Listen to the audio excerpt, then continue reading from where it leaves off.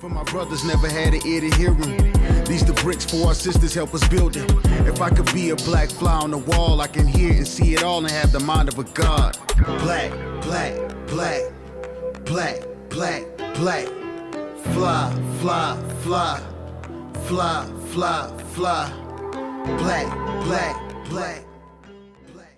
And welcome to Black Fly on the Wall. Today we are discussing emotional intelligence, men who feel, right? But we will first, before we dive into this episode, make sure you like, share, and subscribe. Before we get into that one, we're going to introduce ourselves. I got my co-host, Sam. Introduce yourself, man. Y'all already know, man. Sam, entrepreneur, engineer, YouTuber, co-host Black Fly on the Wall. Check out 𝐄𝐦𝐚𝐢𝐿 on the way. Absolutely. Let's get it. To Sam's left, introduce yourself. Oh, man, it's Brandon Henderson, Durham native, formerly being an athlete here, man, but moving into the space of film and entertainment. It's a pleasure to be here with you guys. Yeah, welcome, man. Yeah, man. Welcome back home. Exactly, bro. Exactly. You got to bring it back, dog. You Sure, can go as far sure. as you want, man, but home is where it's at. Absolutely. Sure. A familiar face to my right. Let's introduce yourself, man. Hey, what's happening, y'all, man? Pleasure to be here. Weslye Saunders, former NFL athlete turned community activist, actor, holistic wellness practitioner. And yeah, man, it's good to be back in the Bull City with y'all boys. Absolutely, man. So, uniquely so, Wes, you do a lot of stuff in regards, you have a lot of things in your content about mental health. So I thought it was imperative to have you on this episode as we discuss emotional intelligence, right? A high-level conversation about men and their ability to feel, and then Brandon with the work you do in acting and in television and film and everything else as a creative. Absolutely. I think it's also important, especially with your show that you have coming out in your newest productions, to talk about, the importance of emotional intelligence. Brandon, how would you, in your words, define emotional intelligence? And that's a big one, man. In my regard, I look at emotional intelligence as the balance in between realism and your personal perspective. And all of us is, going to have that differ. But I think, your POV of that situation in conjunction with the realism state of where we are, I think that makes the balance in between emotional intelligence. For sure. And I think, too, when doing research for this particular topic, like you learn that emotional intelligence is not all about being in tune with your feelings, but it's also about being in tune with people's feelings around you. So it's kind of like you're mindful of what's going on around you in your bubble, or your network bubble, or your family bubble, or your friends bubble, your relationships bubble, and you're aware of, okay, so-and-so had a death in their family. Let me tap in with them. You're aware of those feelings. He may not be doing well. She may not be doing well. Let me check in and see if I can be some positive light into their life. That's emotional intelligence. Absolutely. Or emotional intelligence is knowing when you had a rough week and it's time, you need to take out time for yourself to balance out your mental health and put yourself first. You have that self-awareness to be mindful of that. So emotional intelligence is like, it's duality, right? It's about taking care of you, but it's also about being present, also in other people's lives. Wes, have you always had the level of emotional intelligence that you have now? But if not, tell us about your journey through growing into your emotional intelligence, because it's not something that you innately just have. It's something that you mature into. Definitely, man. It takes practice. Just like, you're going on the football field, basketball court. It's a muscle that you have to practice, right? Mm-hmm. And one word I like to use a lot, especially with fellas, is discernment, right? Mm-hmm. You have to discern what situations deserve you getting out of pocket, right? Sometimes it's okay to be angry. It's okay to be sad. It's okay to be frustrated. But you have to understand what's causing those feelings, right? And you have to understand how people perceive you when you're lashing out, with feeling those feelings. I've always been a big guy, right? Ever since I was a kid, I was bigger than everybody else. Yeah. So I realized me getting mad might make the whole room uncomfortable, right? Like now they scared. Now I'm the angry black man, right? So emotional intelligence for me first started as a racial thing, right? I was looked at, I had a third grade teacher call the police on me because she was threatened. Wow. Right? I hadn't laid a hand on the lady, you right? You got to add in, you was 6'6", yeah, in third grade. Yeah, man. Towering old mother. Yeah. So being bigger than all the other kids, man, I had to understand, like, okay, I might make little Johnny uncomfortable because I'm towering over him. So it's something that I definitely grew into. And of course, as a man, you got to decide. This was really a decision. So I was acting out. You know, I used to be a knucklehead, and these were some of the decisions I made, even though I knew better. And so I think we all have that little voice in our head that knows better, and we end up doing otherwise. So how did that situation of having the police called on you in third grade? That's a very, very young age in your adolescence. How did that situation affect your perspective on other people's emotional intelligence as well? Even the emotional intelligence of a teacher who you almost would identify as a stranger or somebody you're getting to know. What have you gained in between that situation in third grade to now?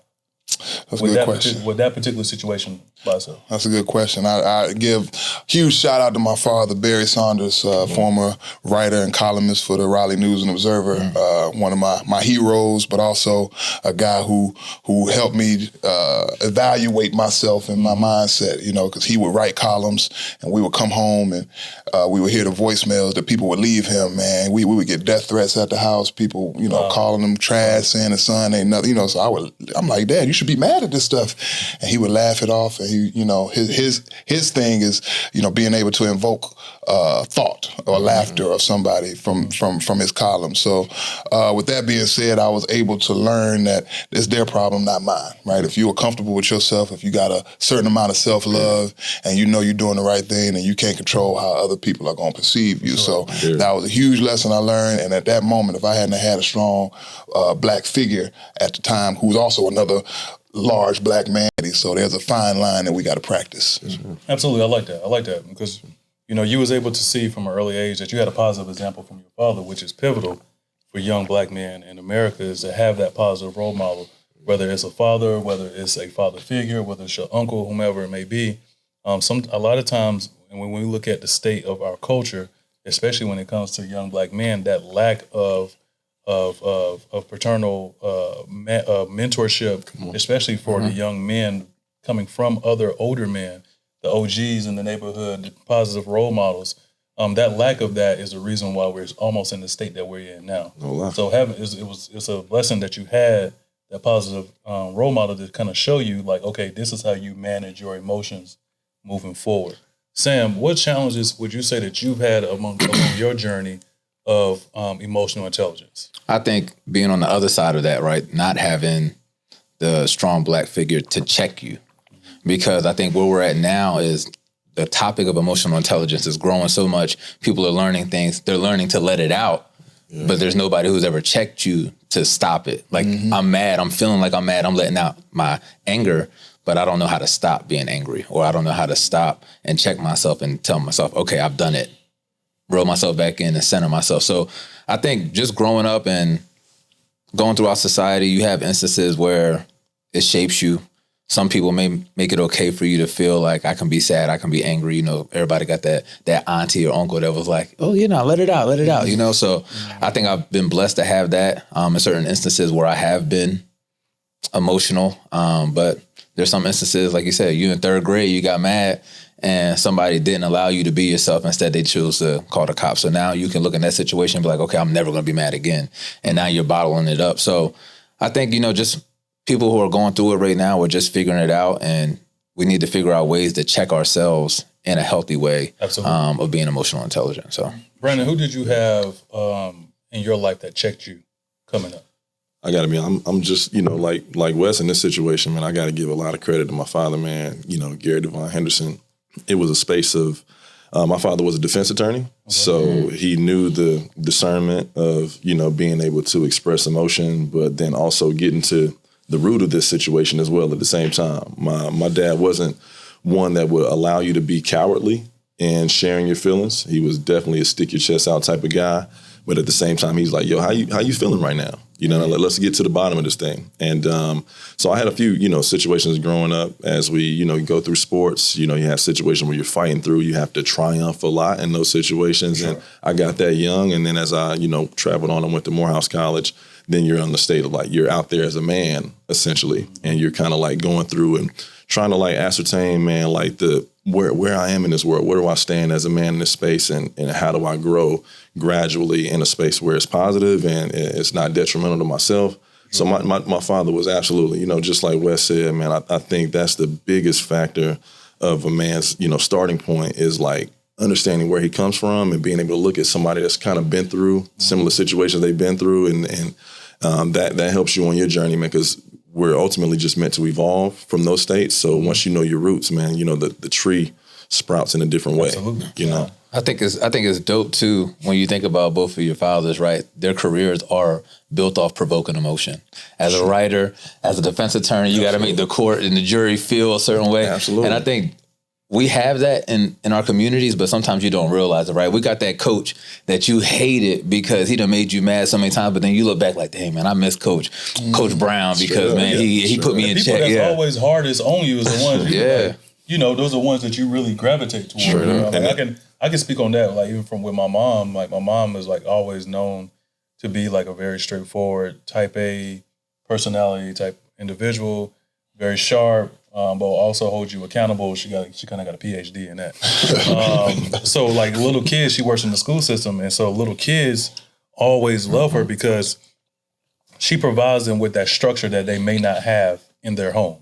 But she provides them with that structure or that mentorship or that person that checks them and calls them out on what they got going on because they may not have that in their home or in their community, right? So it's kind of like, it's kind of like the things that push you the most is what actually pulls you in under that fold, Absolutely. And it's like being able to recognize that. And I think having that coach is that thing that you look back on, and hindsight is 20/20, right?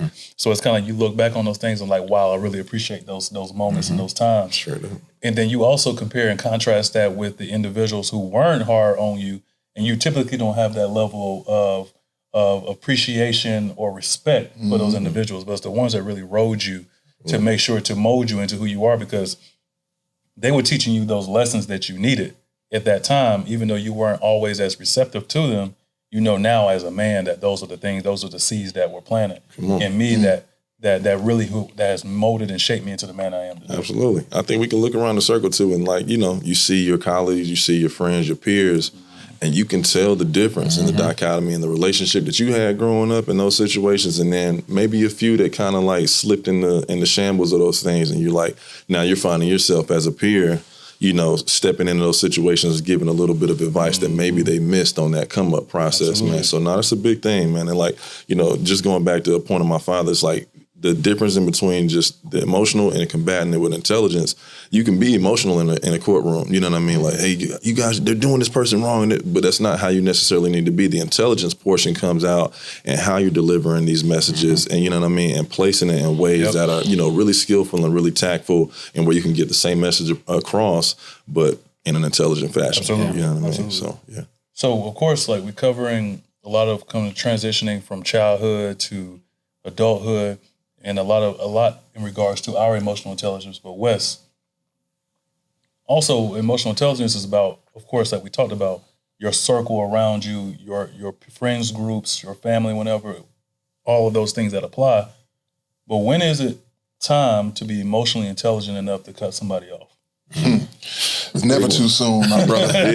Never too soon, especially because I feel like a lot of our challenges start in the house, right? The first people that's ever going to trigger you is probably somebody in your family, right? Like, so I realized that, and you get older and you realize, hey, I might have to cut auntie off, cousin who be at the liquor store all the time might not be the one for me, especially once I made it to the NFL and I realized that all company wasn't good company, right? So that's one thing we try to teach the kids at an early age, because sometimes your peers, we all had that one friend that was always down to do the dumbest stuff. Oh yeah, hey, let's go rob the Jews. Let's go rob the corner store. It sound fun too. Yeah, it sound fun. All right. Yeah, so I was an all right guy. So after, and then growing up, I was always the guy who got caught too. So like it was like we'll go do it. Everybody else get off with it. You can't hide. So he can't hide. From an early start, I realized I can't do what everybody else must do. And so my dad was one who like, you run around with these little friends of yours, you can't be doing that. And so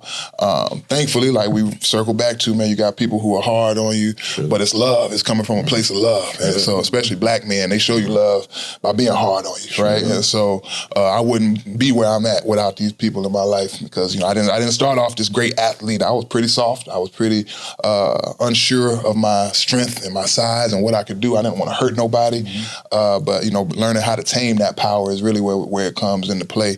And especially with black males, man, we got our hyper-masculinity and inability to express ourselves usually comes out in violence, right? That's our first reaction if we scared, hyper-aggression. So I heard a great saying that if the only tool you own is a hammer, then every problem begins to resemble a nail. And so, far too often we're using that hammer and not looking at any other sources. So I think that's where I'm at. I like it. I like it too because one of my principles that I stand on is don't take it personal.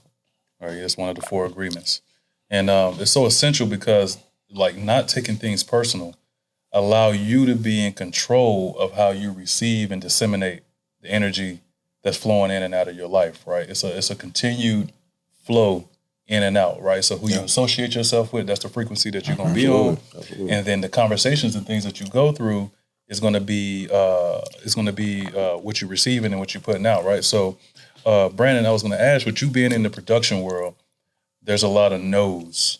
It's almost twice as many no's as there are yeses, right? Right. So how do you as a creative, because Erykah Badu said, I'm an artist and I'm sensitive about my shit. You know what I'm saying? So as a creative and as an artist and the multifaceted person that you are, how do you discern, like Wes was talking about, to make sure you make the active choice to not take the no's personal, have the emotional intelligence to then transmute those no's and take that energy to push it, propel you to success to get those yeses in the future? Oh, that's a great question, man. And I really got to credit a lot of that to being an athlete.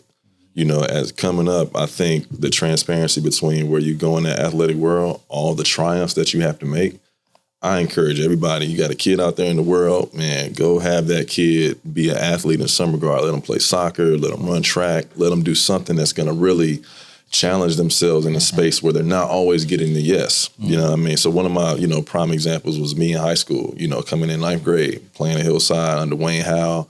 And, nobody thought I was really going to play varsity my first year except me. You know what I mean? So it's, all the guys are trying to tell you off, man, you'll probably get pulled up from JV, man. So those are essentially nosed in that space of it. And you have to be able to have a mindset of your own and a grit within yourself that says like, yo, just void out the noise. My dad gave me a poem, Desiderata, and at the beginning of it, it's like placidly let go of the noise and haste and let, sit with what is in silence within you. You know what I mean? And that's what I had to really kind of hone in on a lot of myself at the beginning. No matter what anybody else is thinking, bro, what is driving within you. You know what I mean? And sometimes in entertainment, and sometimes you're the only entity that knows that. Absolutely. But that's all it takes, right? Absolutely. You got to be solid in that. You know what I mean? And I think that's what a lot of us don't necessarily get coming up. You know what I mean? We listen to that noise. We allow we're in the social media world where we are now. So we let these outside factors really contribute to what we think, how we go about life, what we feel like is success, what we feel like is going to be, disappointment. And I'm like, nah, man, just zone out the noise. You know what I mean? And listen to what's, innately within you, what God is, feeding within you. And if you can be able to, settle yourself there, just give it a little time, you know what I mean? And you'll see those triumphs kind of happen in that space of it. And it's funny enough, man, like, the people that are around you, they're really only bouncing off, their own insecurities, bro. Sure. So if you have that understanding of that, you know what I mean? They're trying to tell you things that they weren't able to achieve themselves, bro. But the God within you. Empower yourself in that, and you'll see in time where you go. Absolutely, Sam, because I like what you're saying, because what you're explaining is true mindfulness, right? Like, it's being mindful of who you are and your own identity, and having a strong foundation in that. So, Sam, like, I want to transition, segue from that into practical skills that us as men can do to deploy and be able to tap into that frequency that we have within ourselves, right? So it's like, for me, and I get started off, it's like, for me, meditation is key. For me to get grounded, centered, balanced, and also to quiet, like you were saying, identify, block out the noise. But meditation allows me to kind of operate in life with blinders on, and also put myself in a tunnel almost. To not put myself in a tunnel in a way that I'm oblivious to what's going on, but put myself in a tunnel to where, like you said, no matter what happens, I have to make sure I stand on this particular principle at the time. And of course, stand on business. For sure. You gotta stand on business. For sure. Come on, Draymond. Like, you have to make sure that, as you're sprinting towards a particular thing, because a lot of times as men, we operate with deadlines, right? Like, we got a big live show coming up on December 2nd. Congrats on that too. Yeah, thank you. And so it's like, with that particular thing, nothing else matters with the noise. We have to say that we're going to achieve this. This is what's going to happen. And there's no other sum or to the equation other than success or achievement. Yeah.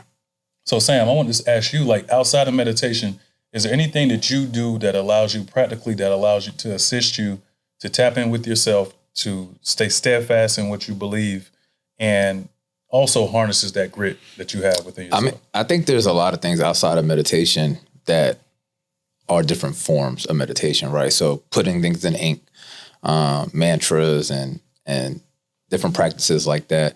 But I think really you just have to know where you're going, right? Because I think in our community especially, we've used that no as a fuel source for so long that once it doesn't matter to you anymore, now you don't even know where to get that energy from. Like, a lot of our first no's in the Black community is the father. The father said no, he's not around. So now it's like, I'm gonna show him that I don't need him, and I'm gonna get where I'm going. And then when it no longer consumes you, now you don't have that fire, that passion. So I think, like, you knew you wanted to go on varsity. You know where you're going. It doesn't matter what else happens around that. So I think just having the awareness of knowing where you want to go, you can start putting things into practice. Just going to practice, just being by yourself, writing things down, vision boards. There's other things that you can do to help you stay aligned with that end goal. Absolutely. I'm over here thinking too, is like, we can oftentimes misappropriate our emotions, thinking that they're supposed to be in one place and they're supposed to be in another. The same way an accountant can misappropriate funds. Right. They can say that he or she can say, like, I think these funds are supposed to be used for my vacation home in Miami. Whereas they're supposed to be used for this nonprofit to pay the rent, the utilities, and other things like that. And so it's like, we can misappropriate our emotions thinking that they're supposed to be channeled in this one direction and they're really supposed to be in another. And so I think doing these things that keep us mindful, right? Whether it's yoga, whether it's working out, long workouts, whether it's long runs, whether it's meditation, whether it's reading, those things will allow us to be in control of how our energy flows, so that we can appropriate our energy in our emotions in the right direction, to make sure that we're also being good stewards of our own emotions.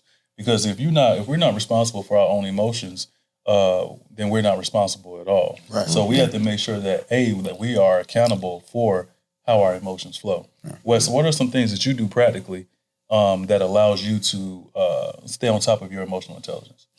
Man, you said a mouthful right there, brother. But, my first and foremost is breath. Breathing, I think, is probably the most underestimated thing we could do for ourselves. I've always been a shallow breather. I grew up being sick all the time, breathing through my mouth and all of that. And I heard an ancient saying that the nose is the gates of heaven. And peace is only a breath away, man. I can channel a new train of thought with each breath. And, it's a thing called transmutation, what you just said about the energy, man. For a lot of guys, I know, a lot of their energy goes into maybe work or something like that. And then getting women, right? Sex, sexual drive. And so that sex energy is creative energy, man. We can be doing so much other stuff with that energy. But guys, you know, we got a one-track mind. We hit the bar, we hit the club, you know, we getting it popping and we see a shorty and that's that. Mind start thinking. Boy. Right, and the mind start thinking, but then that same energy can be taken in place in the creating a business or the, you know, creating a new family structure or a dynamic. So breath is my thing. I co-hosted a yoga retreat in Egypt last November.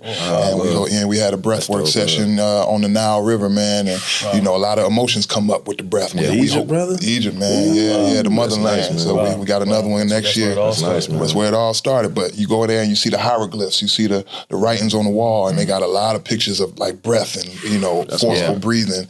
And, you know, you could take it to another level with the breath. I think people really don't realize or understand the pineal gland. And once we get into the scientific nature of things, you know what time it is. So you can tap into a whole nother level that I don't think a lot of people even know is out there. I mean, even the idea of like anxiety, like you'll notice that when you're anxious, you're breathing. Yeah, like, you know what I mean? But they tell you like, take that breathe into a brown paper bag or stuff like that. And even slow down. Yeah, slow down. Even like the concept of sexual transmutation, like it's not November right now. Like, so taking that, our most creative thing that we can do as men is take the energy and make a baby.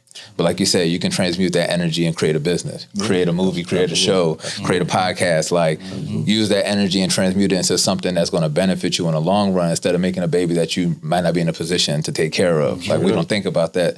But breathing, we don't think at all. Taking breath work, like I definitely commend you. Yeah, because, you know, that's something that we do automatically that we often overlook, right? Like right now, we can take a pause and think, when was the last time you thought about your breath?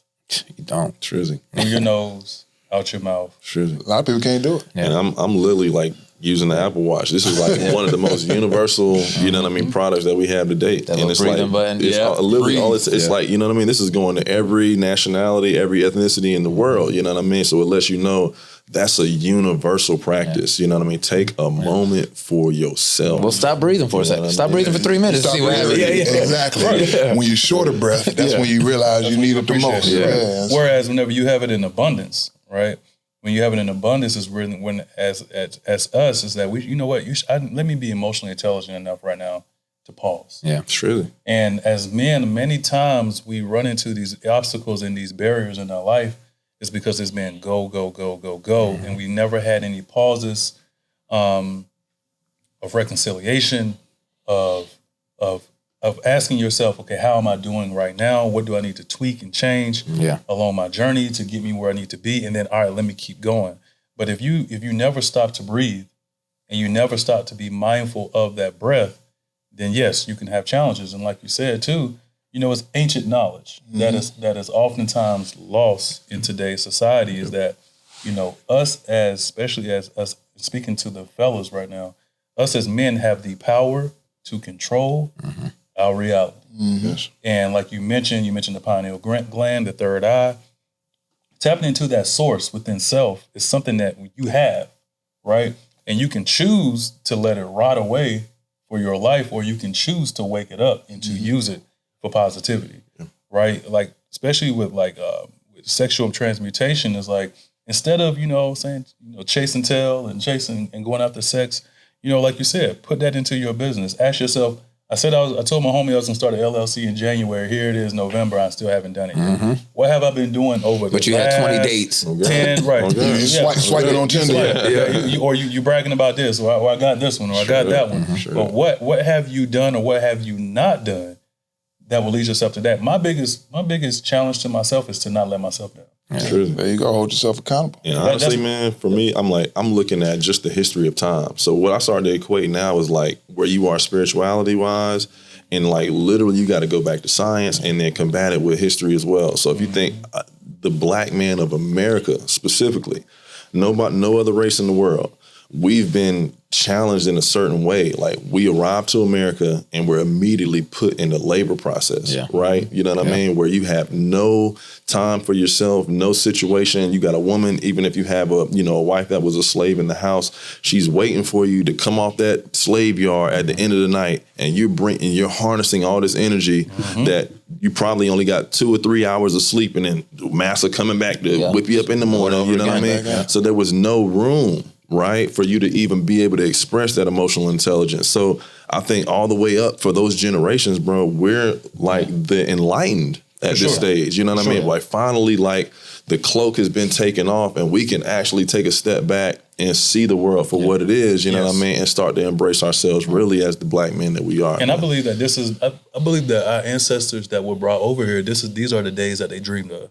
True. You know what I mean? Like they dreamed of, like, you know, I may not see it in my lifetime, but I wonder if there will ever be a time where our people are free to think, free to choose who they want to marry, free to choose who they want to date, free to choose the religion that they want to partake in, free to choose all these things. You know what I mean? Free to take a day off. Yeah, free to go on vacation, free to fly around the world, free to have fun, free to be themselves. You know, I think it's all about freedom. And then with us is that freedom comes now with responsibility on how we use it. There you go. Yeah. That's the biggest thing, right? So like many times, somebody said, Johnny's said that his grandmother told him, like, we are the generation, our grandparents' generation had the will without a way, and we have the way without the will.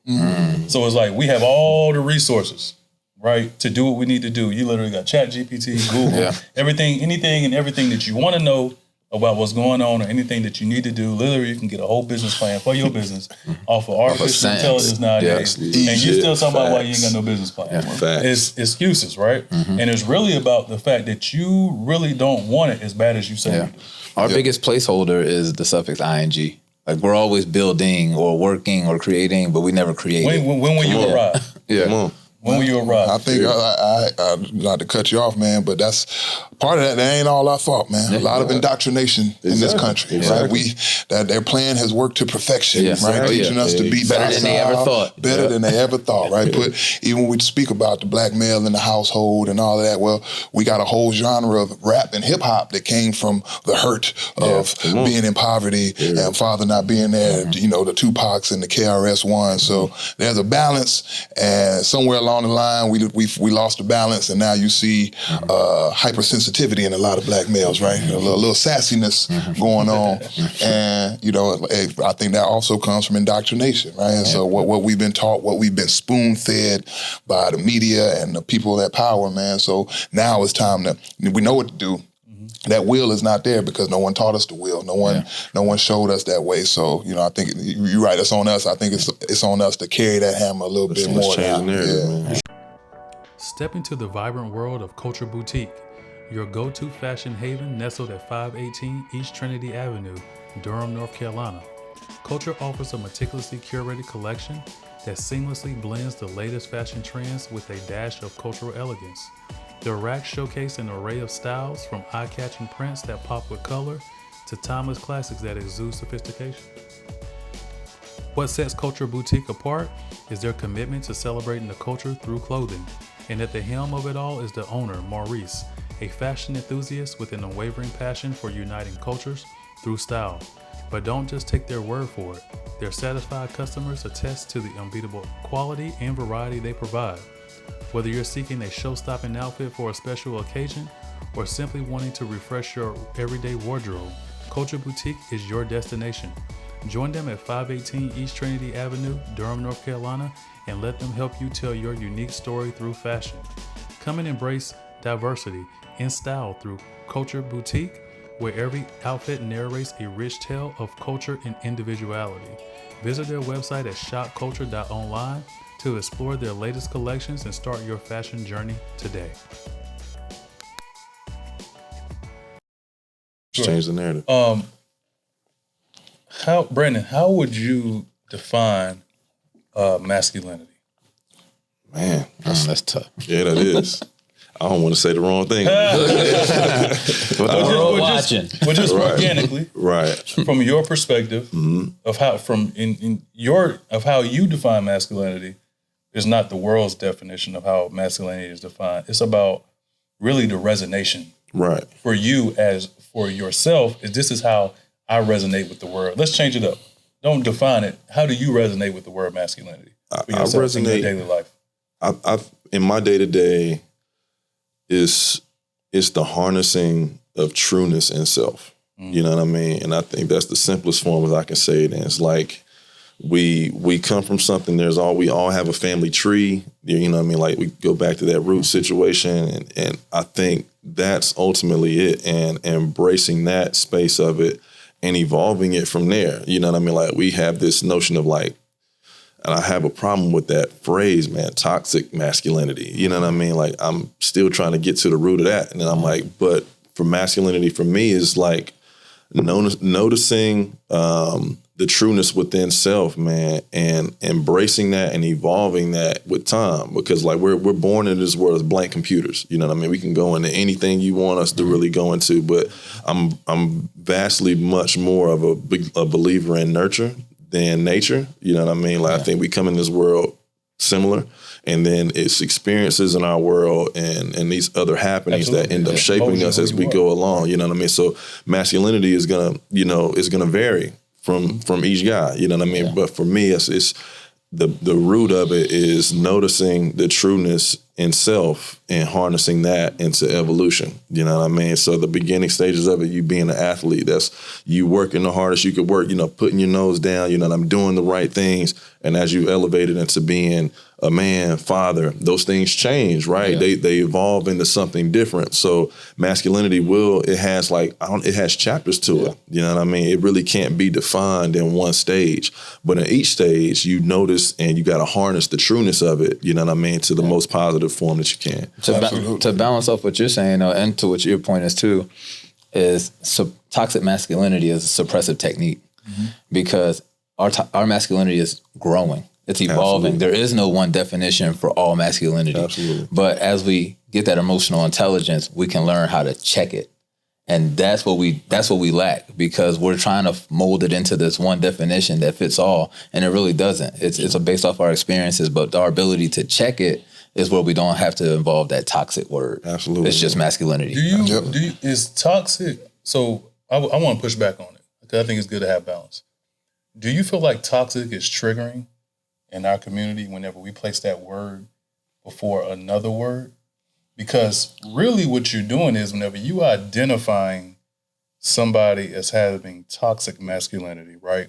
You are saying that, kind of going back to the misappropriation, you're saying that, hey, King, the way that you are pushing your masculinity right now is not positive. Right. It's actually very negative. Right on. Yeah. I respect that. Let's identify that. Absolutely.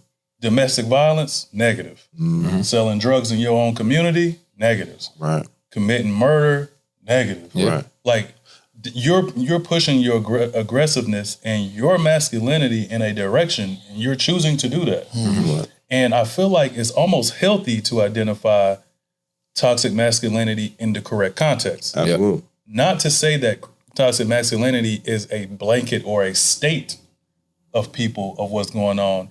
It's almost like you identify it in case-by-case basis. Yeah.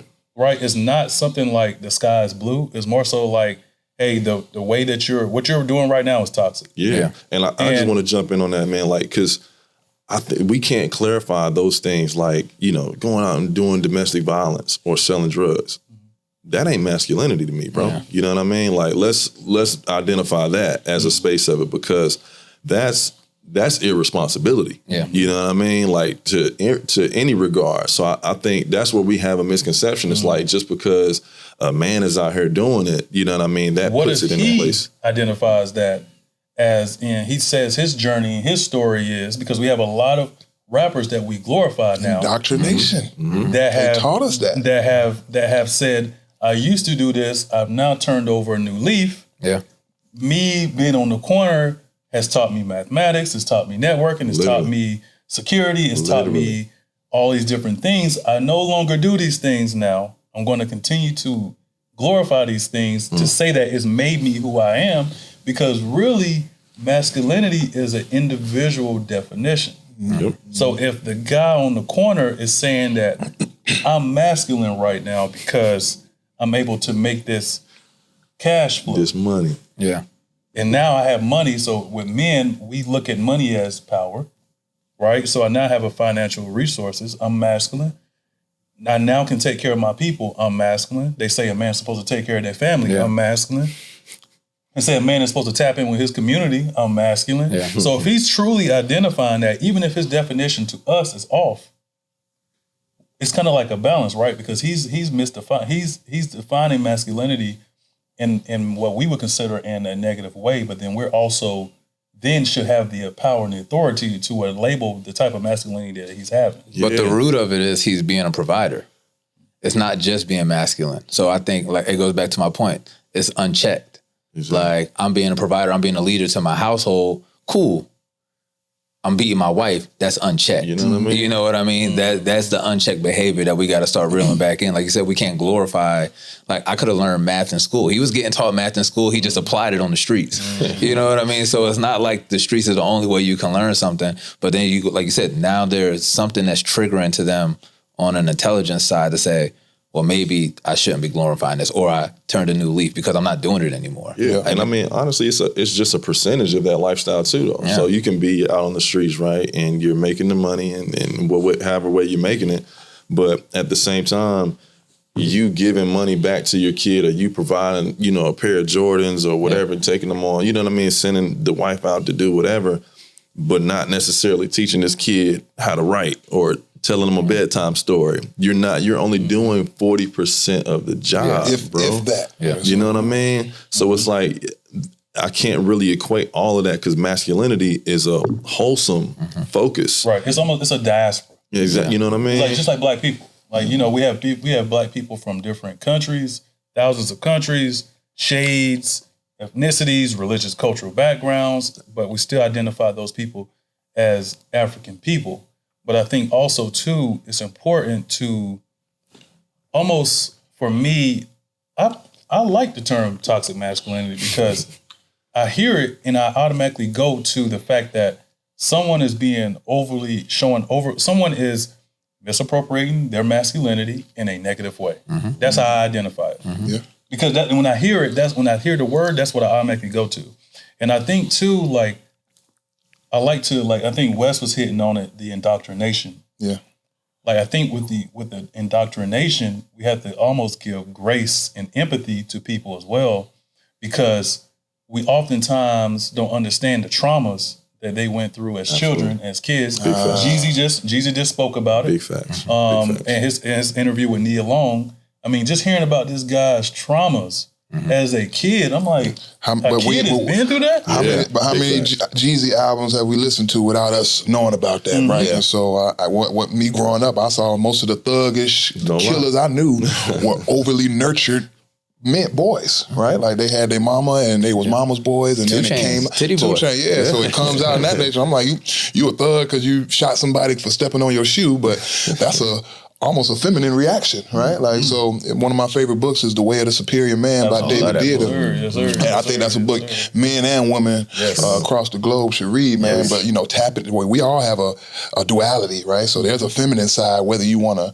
recognize it or not. And so I'm blessed enough to have found that early age where I'm like, I can be comfortable in myself and still do. I was too big to play football in Durham at one point. So I did soccer and gymnastics for 3 years. And I was the only boy in gymnastics class. So at 7, 8 years old, I know how to be around women. I know what things might make them uncomfortable. And I'm growing up learning how to respect the divine feminine. And a lot of guys don't understand. Only place a guy will know a woman is in the bedroom, right? That's really where it starts. His mama and his love interest. And that's all he knows how to do. You're talking. Yeah. You're talking. You got to think. And too, go ahead, one second, Sam. And also too, when it comes down to understanding divine masculine and femininity, many times you don't even learn those principles until you either teach yourself as a grown man. And so we have to go back and say, imagine if I would have been taught these things as a young man versus me having to come into this knowledge as an adult man. Yeah. Absolutely. What way, where would your life have gone? Right? We are all amazing men now. Imagine where we would be if we would have learned these terms, right? Actual terms, divine masculinity, divine femininity. Why is it as an adult are you just not learning about something that's so essential and so key? That is a fundamental principle of polarity. By the time a lot of brothers learn it, they got life behind bars, right? By the time you learn it, you're looking at the cell like, I could have did that. And so that's what the main thing you hear from us. And that's why I love the fact that, and Sam, I'm going to go to you next. That's why I love the fact that, like, one of our core principles is spirituality.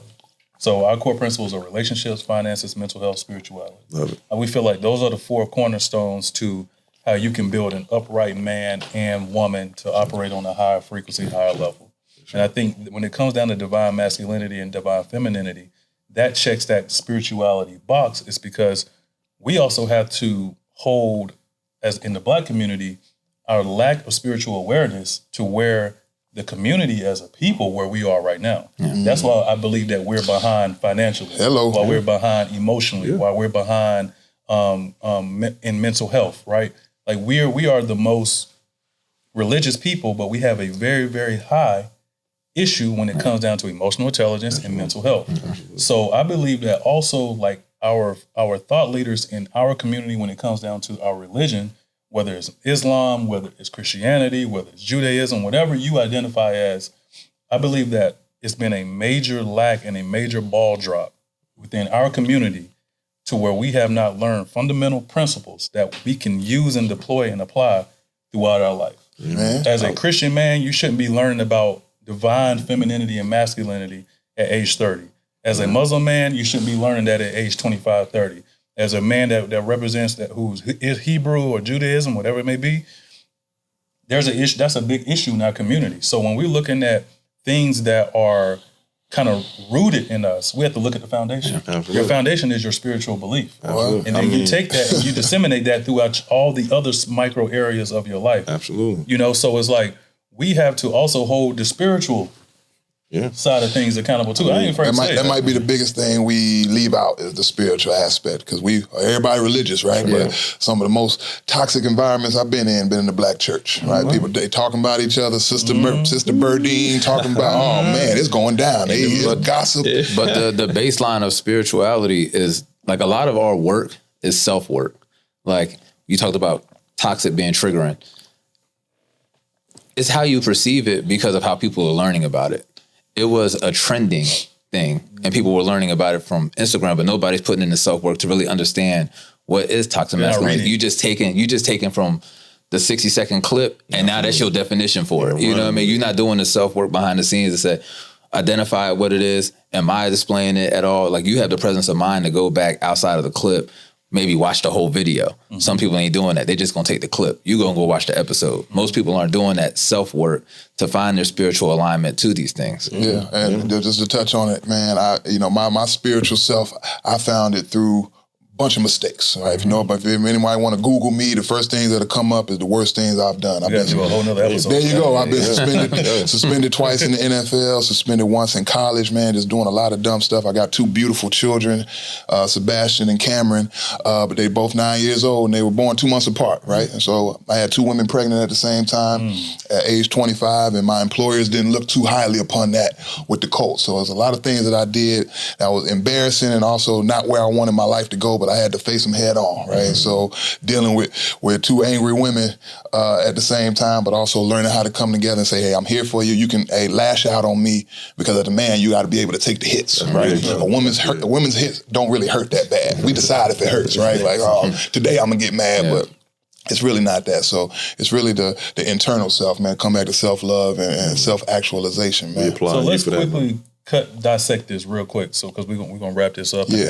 And this almost deserves a part 2. Let's start with college. You were suspended by the NCAA. Let's attach that to emotional intelligence. What did you learn after being suspended by the NCAA after the fact? Because I'm pretty sure your first reaction was anger. Then as time progressed on, what center did you come to? Well, first of all, yesterday was International Survivors of Suicide Loss Day, and shout out to my man Kenny McKinley, who was a former Gamecock and teammate of mine who killed himself during my NCAA investigation. So when you talk about that, I was at the lowest point of my life. They had just taken football away from me. I'm the #1 tight end in the nation, and my draft stock, all this stuff I'm worrying about, and I'm feeling sorry for myself. And Kenny's in the NFL. He gets hurt and kills himself, right? He shoots himself in the head. So I hate to say that his death is the one that sparked me to get focused, but it was, right? Like, I'm like, hey, do I really feel that bad? Am I really that sad where I want to take my own life? Perspective. And so I was like, no, this ain't, if I never play football again, I still want to live. Did you have moments of suicide whenever you was going through that investigation? Absolutely. That was I was 21, the whole ESPN, they calling you everything under the sun. Twitter was hot at the time, so everybody just getting on Twitter, just talking about me and my family, how to ruin the season. And I was still in school. So just imagine I'm still on campus while they having the best season in school history, going to the championship, and I'm still in class just watching this happen around me. And it was almost like I was living in a bad dream, And so, it was one of them moments where, like, is this real life? And so it woke me up, man, and made me stronger, So. Then transitioning, going into the NFL. Mm-hmm. So you finally got into the NFL. I'm pretty sure that kind of almost made up for those emotions that you experienced while being suspended by the NCAA. And you was like, okay, that suspension didn't block me from getting to my goal of getting to the NFL. Right. You make it to the NFL, and then you had some suspensions while in the NFL. Yeah. What do you think emotionally sparked those suspensions? Pain. Pain. I missed the whole season. Everything you can follow my life like a timeline. I missed the whole season. 2010, decide not to come back. I enter the draft. 2011, Nike flies me down to Dallas to train. I'm training with Michael Johnson, former world record sprinter, and I break my foot a week into training. And so I wasn't able to perform at the combine. So, already you got a guy with a broke foot and he's a cancer on the team and gets suspended. So I ended up going undrafted and go through another deep depression. I came back to Durham. I don't know if you remember, there's an NFL lockout for 3 months. And so there might not even be no NFL. So I'm back here at the crib looking for a job. I might have to get to work. You know what I'm saying? So there's a lot of humility that went into that. So by the time I got a call to go to the Steelers, it was a one-track mind. I'm so focused. I can't go back to Durham like this, like Big Weslye, you know what I'm saying? I had a chip on my shoulder, and so by the time I got there, I'm still in pain. I'm still dealing with this foot, and so they feeding me Vicodin and opioids and things like that, which is another situation where I really was down in the dumps because those opioids take over your life. And so ended up taking Adderall to counteract the opioids and get suspended for the Adderall. 4 games, non-negotiable, and they cut me from the Steelers. So you can see certain things happen, and you get over a hump. It's like taking 2 steps forward and 3 steps back, and so that was kind of how the first couple years went for me, man. I didn't have anybody, though. This emotional intelligence talk wouldn't happen like this in 2012. What's that movie with Jamie Foxx and Al Pacino? I'm forgetting, man. Any Given Sunday? Any Given Sunday stuff. It was on some stuff like that, man. At what point of overcoming, because obviously you overcame those challenges, at what point of overcoming those challenges does accountability set in and you just say, you know what? The decision mine, boom, we're going to get over it, get past it. Because I think that's the step that gets you past it. You stop blaming everybody and you're like, you know what? It's me. Ain't no more victimhood, man. Hey, like my quote that I leave my kids with and everybody I speak with, man, is once you've ruined your reputation, you can live quite freely, right? And so at one point I was trying so hard to do this and do that, and then once you feel like the world don't care about you and everybody thought I was a meathead anyway, right? Then I was like, okay, who am I really? And then you get to really dive deep into who you are. You really don't. A lot of people say they don't care about people's opinions, but we really do. We do. And so at a point where my life depended on not caring about what other people thought about me, and so I needed to be able to let that go in order to take the next step. Man, that was probably the best thing. I'm 34 now, but I feel like I'm 104, right? The wisdom that I've gotten now from seeing other, and you know what, when you get to a certain place, people can't wait to tear you down, man. A lot of people, they thrive on, you see the trolls on the internet, man. Like, who would write that to somebody? But there are some people making careers out of it. Make a career out of tearing somebody else's life down. So if you're not situated and sure of yourself, man, I had another, I don't know if you remember Miss Universe, Chesley Chris. She committed suicide as well. So, I've had a multitude of suicides around me, and I'm like, man, what was going through her head? What was going through his head to make that decision? And whatever it was, I don't want to make that. Right? Absolutely. Hey, man, well, let me tell you, man, like, we watched your whole come up. We had high school basketball experiences together, man. Hey, dog, we proud of you, man. Appreciate you, my brother. Appreciate you. And too, I'm proud of you too. As a fellow Newt, I think it's important for us to make sure that we hold each other accountable at all times. Absolutely. But also too, like, appreciate y'all, man. I think you made the right decisions to remain here on Earth, so you can be a beacon of light to other people. Yeah. So other people can say, you know what? I had these mishaps, I had these missteps, I had these issues along the way. But you know what? Wes did as well. My situation is not even far anywhere in comparison to his. Let me keep going. There you go. So I think the attitude is keep going. And as you're going, make sure you tap into the help and the resources to help you along your journey. Absolutely. Right? So like we partner, and just to close this out, we're partnering with BetterHelp. BetterHelp provides mental health services online. You can do it from the comfort of your home. And so we're going to drop the QR code, or not the QR code, the coupon code in the bio so that you can tap in with Black Fly on the Wall and also tap in with yourself and get assistance. If you're somebody who's dealt with suicide, if you're somebody who's dealt with depression, mental health, or you're just hitting a roadblock and you feel like you need somebody to talk to, you know, that's what this platform is for, is to provide awareness to mental health and to also provide resources. So, and I know we talked about, you know, like having that narrow-mindedness, man, and like having tunnel vision and everything, bro. But this is half of therapy. Yeah. You know what I mean? Like good fellowship. Yes. You know what I mean? Like you can have negative fellowship, but bro, this is positive. half of the time. But Yes. I don't know how many points LeBron had last night. You know, I don't know. You know, we get together and talk about meaningless stuff. Right. So now it's time to up the ante, man. Yes, this is time to have high-level conversations. Absolutely. And that's what we're doing. That's what we're doing. So to close this out, emotional intelligence, men who feel, right? Amazing conversations, gentlemen. Yes, sir. It's been definitely one for the books. Yes, I feel sir. like every time we sit down and we have these conversations about how men can get better, it feels like it's always one of my favorite episodes. So thank you. Iron sharpen iron. And we're looking forward to everybody being able to hear this deep, high-level, impactful conversation. Hey, I'm ready to come back already, we man. gotta do What's it up? again. What's up? For my brothers never had an ear to hear 'em. These the bricks for our sisters help us build it. If I could be a black fly on the wall, I can hear and see it all and have the mind of a god. Black, black, black, black, black, black. Fly, fly, fly, fly, fly, fly. Black, black, black.